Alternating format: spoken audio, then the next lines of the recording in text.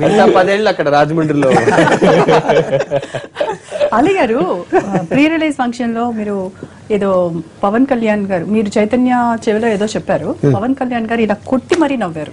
ఏమన్నారు మీరు? అసలు ఏం చెప్పారు? అంటే అది నేను ఆడియన్స్ కి వదిలేస్తాను, నేను ఏం చెప్పాను ఎందుకు. అది కట్టప్ప బాహుబలిని ఎందుకు చంపాడులాగా ఉంది. వెళ్ళామండి దాని గురించి చర్చ నడుస్తుంది. చర్చ నడుస్తుంది. అది గెస్ చేస్తే ఐ థింక్ మొన్న ఏదో అన్నారు కదా, ఎవరినో గెస్ చేసి బ్యాంకాక్ లక్ష్మి ఎవరినో గెస్ చేసి చెప్తే నాతో పాటు వాళ్ళు బ్యాంకాక్ తీసుకెళ్తారు. గెస్ చేస్తే మిమ్మల్ని తీసుకెళ్ళాలి, నేను వాళ్ళని తీసుకెళ్తాను.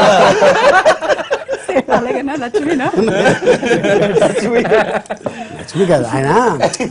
అంటే శరత్ నారాయణ గారు తెలుగులో మాట్లాడాలి, నువ్వు ఇంగ్లీష్లో కాదు అని పవన్ కళ్యాణ్ గారు చెప్పారు. ప్రొడ్యూసర్ గారు పవన్ గారు మరి నా బ్యానర్లో ఇది 3వ సినిమా అండ్ నేను చాలా హ్యాపీగా ఉన్నాను.